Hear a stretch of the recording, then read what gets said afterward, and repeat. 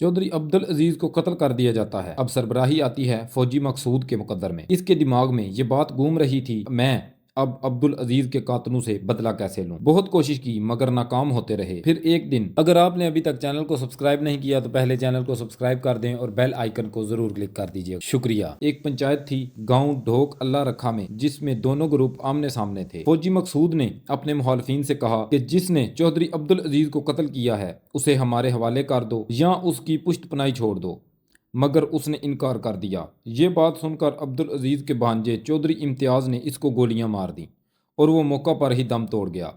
अब इन दोनों ग्रुपों में एंट्री होती है एक और ग्रुप की, जिसके दो लोग जेल में सुरंग बनाने में मसरूफ थे और वो कामयाबी से इस सुरंग से भाग जाते हैं, जिनमें चौधरी हादम और चौधरी फाजल करीम शामिल थे। अब चौधरी हादम मुखालिफ ग्रुप में और चौधरी फाजल करीम मंडियाल ग्रुप में शामिल हो जाते हैं। कुछ अरसा गुजरता है तो एक बात सामने आती है कि जो चौधरी अब्दुल अजीज के भांजे और भतीजे कत्ल हुए आज़ाद कश्मीर में, इसमें चौधरी फजल करीम का हाथ है। जब इस बात का पता फौजी मकसूद को चलता है तो वो एक प्लान तैयार करते हैं कि फजल करीम को कत्ल कर दिया जाए और इसकी जिम्मेदारी वो चौधरी इफ्तिखार और चौधरी अब्दुल गफूर की लगाते हैं कि तुमने ये काम सर अंजाम देना है। बहुत कोशिश की जाती है मगर फजल करीम इनके हाथ से बच जाता है, क्योंकि उसको भी ये खदशा था कि शायद इनको मेरी हकीकत पता चल गई है। खैर एक दिन फजल करीम की नज़र पुलिस पार्टी पर पड़ती है। वो हमला करता है लेकिन पुलिस इसे मार देती है। अब एंट्री होती है चौधरी शाहिद रजा कोटला की, जो मंडियाल ग्रुप के मुखालफों की पुश्तपनाही करते हैं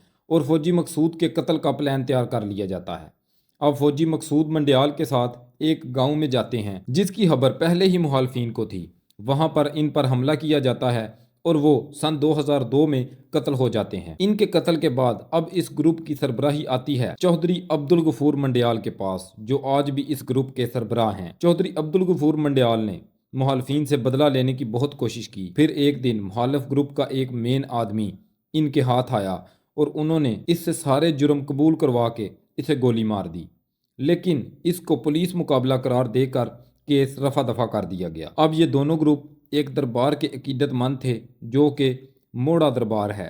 वहाँ के पीर साहब इन दोनों ग्रुपों के दरमियान सुलह करवा देते हैं। अब इलेक्शन आते हैं 2005 में, जब चौधरी अब्दुल गफूर इलेक्शन लड़ते हैं और वो जीत जाते हैं। फिर इलाके में 8-9 साल अमन कायम रहता है, लेकिन फिर एक दिन चौधरी अब्दुल गफूर को पता चलता है कि मुखालफिन इनको मारने की कोशिश कर रहे हैं। फिर इलेक्शन आया 2008 का और मुखालफिन ग्रुप का सरबराह एमपीए का उम्मीदवार बना और उसने चौधरी अब्दुल गफूर मंडियाल को पैगाम पहुंचाया, आप लोग इस दफा मुझे सपोर्ट करें। फिर इन दोनों ग्रुपों का एक जगह पर इकट्ठ होता है, जहां पर चौधरी अब्दुल गफूर अपने मुखालिफ से कहते हैं कि मुझे खबर मिली है कि तुम लोग मुझे मारने की कोशिश कर रहे हो। मैं तुम्हें 8 से 10 दिन का टाइम देता हूँ, मुझे इस बात का जवाब दो। लेकिन वो 15 दिन का टाइम मांगते हैं, लेकिन उनकी तरफ से कोई जवाब नहीं आता। फिर मुखालिफ ग्रुप का जो एमपीए खड़ा होता है उसकी अदालत में पेशी होती है और चौधरी अब्दुल गफूर मंडियाल उस पर हमला करके उसको कत्ल कर देते हैं। जब वो कत्ल हो जाता है तो ये तमाम लोग मफरूर हो जाते हैं। फिर चौधरी आबद रजा के कहने पर